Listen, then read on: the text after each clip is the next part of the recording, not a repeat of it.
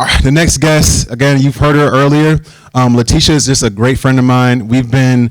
She came to one of our events at the Super Bowl in New Orleans in February. Great speaker, great businesswoman. Oh man, great businesswoman. And she's going to dive into some procurement here. So I'm excited about this. So give it up for Letitia Isbell. Let's go.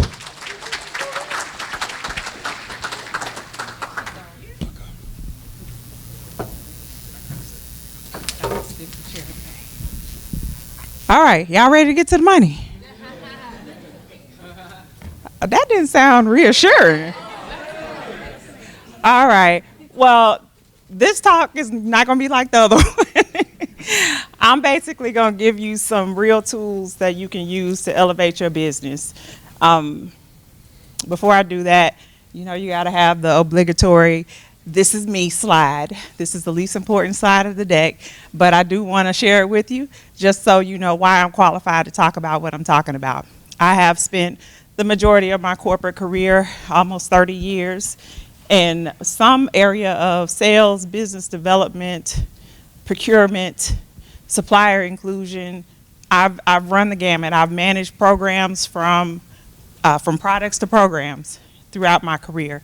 So I can speak to this. I'm qualified to speak to this because I'm taking everything that I know about corporate procurement and I've put it into services to help businesses. I retired from my job in February of this year. That's how new this is for me.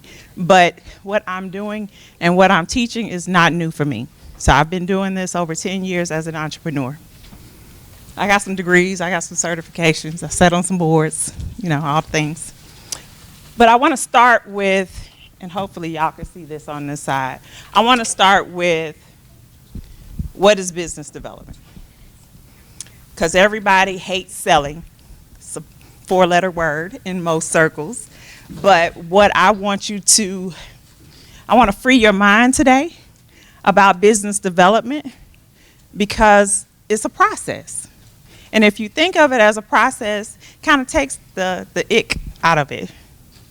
So, corporate procurement is not the same as government procurement. You're not going to go on sam.gov and see all the different RFPs that are out there to bid on. You're not going to find that in most corporations.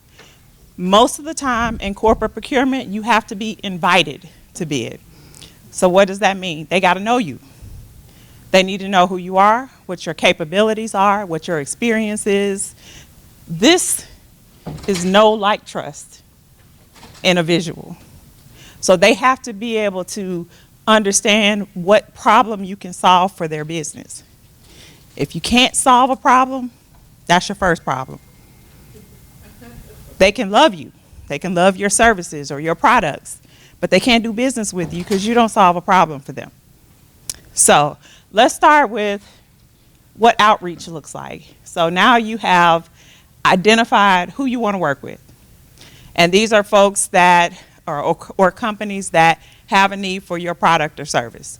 So you've gotten your list of contacts together. I want to work with Georgia Power, Coca-Cola, Amazon, whatever the case is. You identify who it is within the company needs what you have to offer.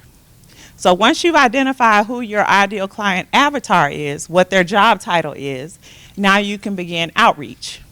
And we'll talk about some strategies around that, but just get the visual from a numbers perspective, okay?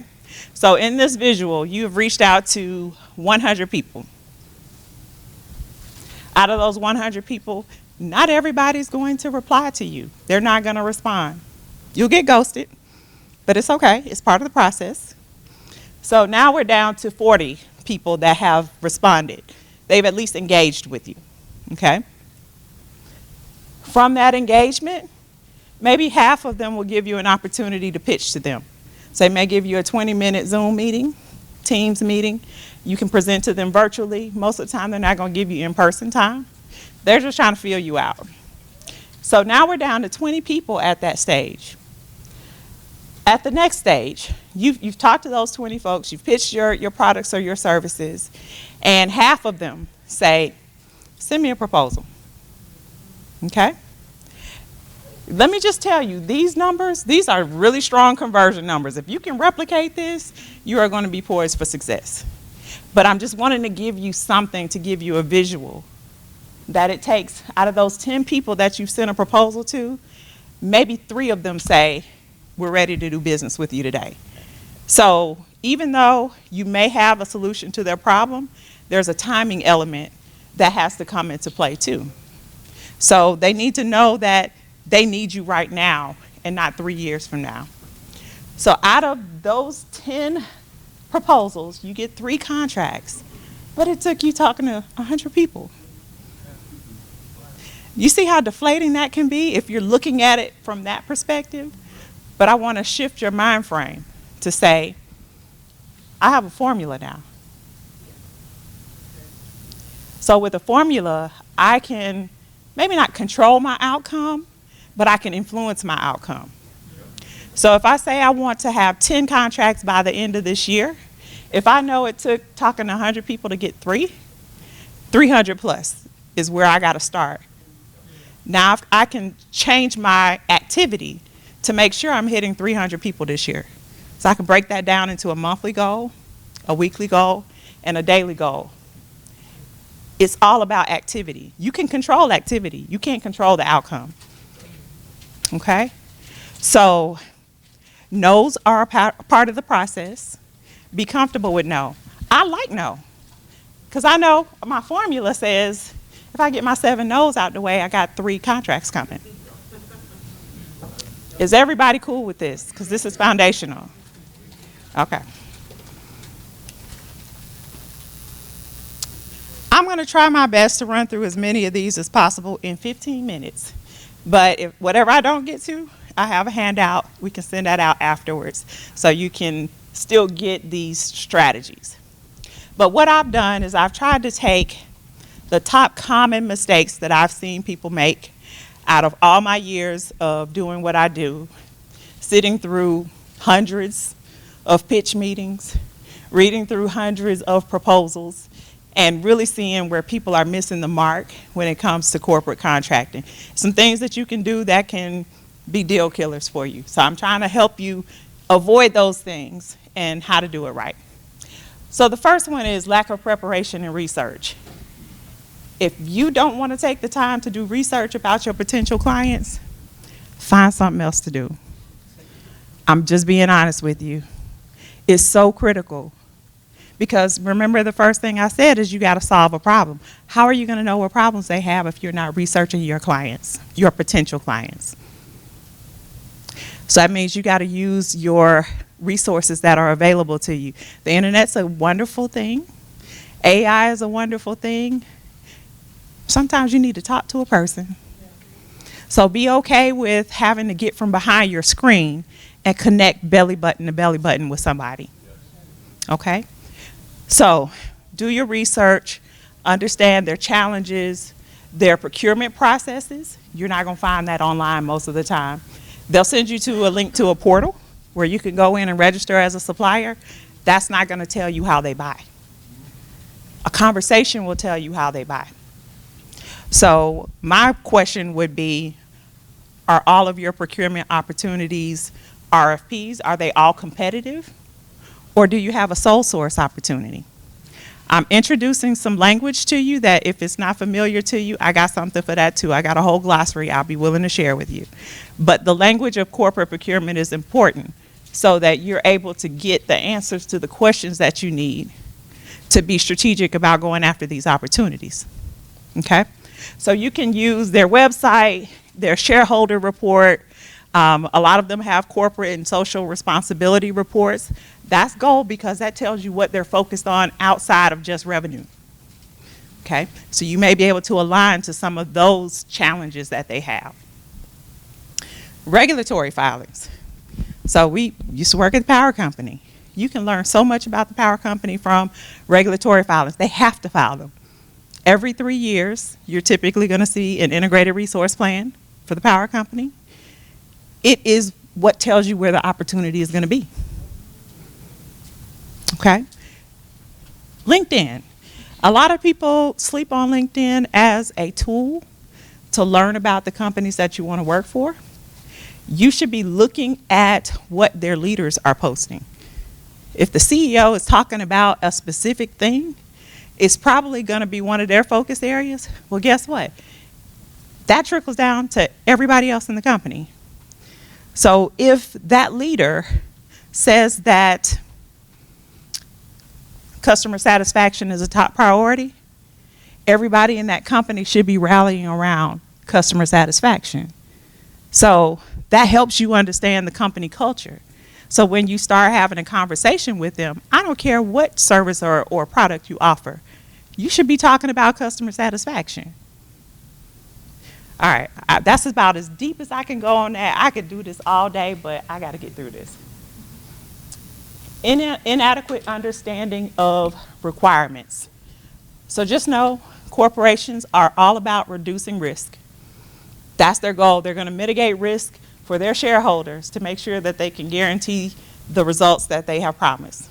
So that being said, they're going to look for suppliers that are not going to be a risk for them. So that means that you may have drug and background screens. You may have, you're definitely going to have insurance requirements. Standard is about $1 million in liability. So if you have not positioned your business to have that level of coverage, be thinking about that, because that's going to be an investment that you'll have to make if you win a contract. Financial assessments. A lot of people don't know this, but they will dig into your financials even if you're not a publicly traded company. Anybody familiar with Dun & Bradstreet? They know all about you. And that information is readily available to those corporations as well. So they can do their homework on you to understand whether or not you're a financial risk. I'm going to give you a real example of where this came into play. So I used to manage energy efficiency for Georgia Power. Big contracts. The last RFP that I awarded contracts for, $285 million. That's a big risk for the company if these companies that I was hiring could not fulfill what they had contracted for. And so as I was making the decision about who I wanted to award those contracts to, I did financial assessments. It wasn't part of the standard process, but it was a risk that I didn't want to bear the responsibility for. So I had risk management, pulled Dun & Bradstreet profiles, and one of the companies, when I tell you that report was so full of red, and I said, literally, I said, they're not going to be in business within the next year. But they were the only bidder on this particular program. They were the only player in the market. And so I had to make a decision. I take the risk and award them this contract, knowing that they're not financially stable. Or my plan B was, if I can convince one of the other suppliers that I was awarding a contract to take on that program and manage them as a sub. So what I did was I put a layer between us as a company and that company that was a risk. Because as long as there's a prime involved, they've got to deliver on what we've contracted for, regardless of whether or not they have that subcontractor. That means they got to find another sub or find some other way to get the work done. And y'all, 7 months later, that company was out of business. So I'm saying this to say financial risk is a real thing. And if a decision maker is being strategic, they should be looking at that. Your safety record, if you're doing any safety sensitive work, construction, or anything like that, that is a big risk. They may ask for your, they call it an EMR record, but that is basically what your risk profile is from an insurance perspective and a safety and health perspective. And then data security may be a requirement. If you're doing anything technology related, they will want to know whether or not you can pass a data security assessment, because you're connecting to their systems, you're getting access to their customer data. They want to protect that. Certifications is another one. If it's something that is a focus area for that company, they may want you to have a diversity certification, like minority, women, or veteran. They may have other certifications that are applicable to whatever industry you're in. So you need to ask those questions as well. Next is overestimating your capabilities. This is a whole talk by itself. My biggest pet peeve is suppliers that tell me that they're able to handle a size or scope of work that they're really not able to handle. And it's okay if you can't, because you may be a small business that maybe is not able to handle the size of what that corporation needs. But being honest about that is important. Knowing what I know, I can ask you 4 questions and be able to understand whether or not you can really do what you say you can do at the size that we're going to need you to do it. So be honest about that. If you're not able to do it, find a partner. Joint ventures are great. You might have someone else that you might say, maybe they should be the prime, and I come in as a subcontractor so that I can still get some of that work without having the full responsibility of the huge scope of work for that project. But be strategic about that.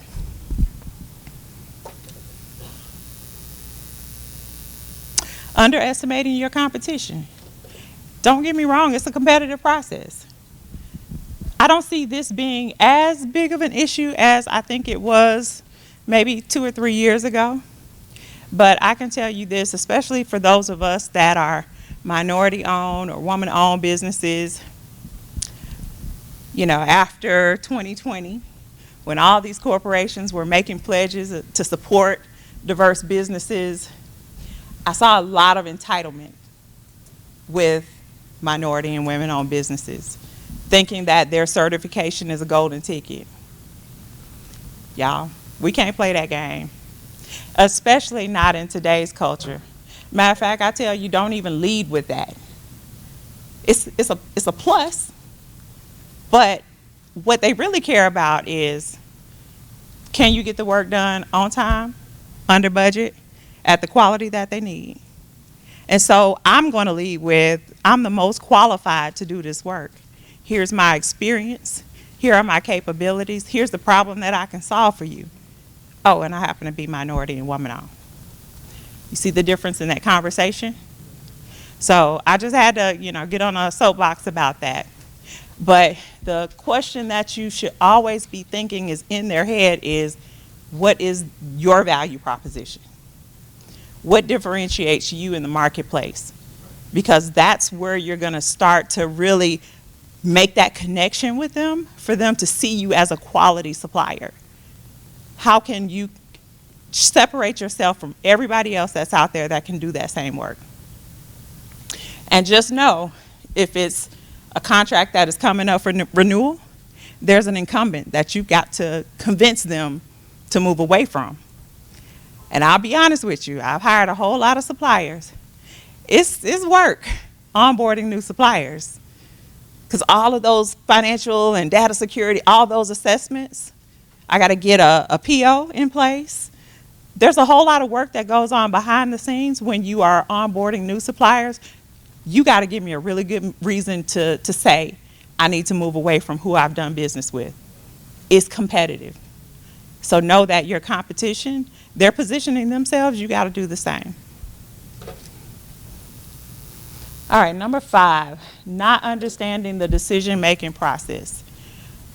There are a lot of people who, they may think, okay, I go to this dinner and I meet the CEO of the company, and because I met the guy, I'm going to have a contract next week. Well, guess what? The CEO has no idea where in the organization the work is getting done. They don't know. So if you do power delivery work, you meet the CEO and he says, oh, okay, we might have a need for what you do. And he's going to pass that on to a senior vice president, who's going to pass it to an executive vice president, who's going to pass it to a vice president, who's going to pass it to a director. Director may be close enough, but more than likely it's a business unit manager. So you know what you've done?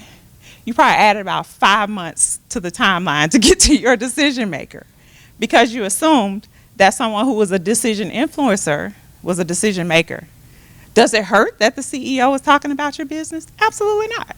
I love that. But he's not going to be the one making the decision. So I need to be working both. Who are my decision makers? That's typically going to be a business unit manager or a supply chain manager that is managing the RFP process. Those are the people that can cut you a check, right? So know the difference between those people who can cut you a check and other people. So supplier inclusion, supplier diversity, those are your advocates within these corporations. If they have a team that is focused on supporting diverse businesses, if you meet that qualification. So you should be leveraging that relationship as a decision influencer, because they're not going to make the decision, but they put you on the RFP list. Because that's what happens. Supply chain says, okay, we're going to issue this RFP, and they'll go to supplier diversity, supplier inclusion, and they're going to ask, do you know of any diverse suppliers that can do this work? If it's a priority and a focus area for that company. So now they can say, oh, I'm at XYZ company. I think that they can do this scope of work. Send them the RFP.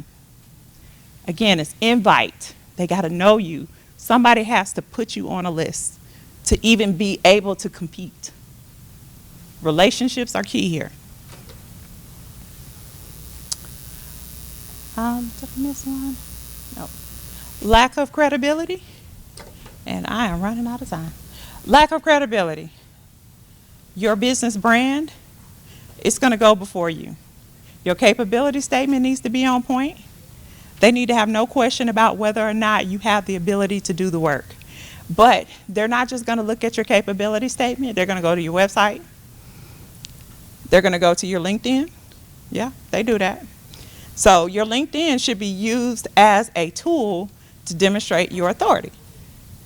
I know I'm an expert in this space because I'm on stages talking about this, right? People see the value in what I bring to the table.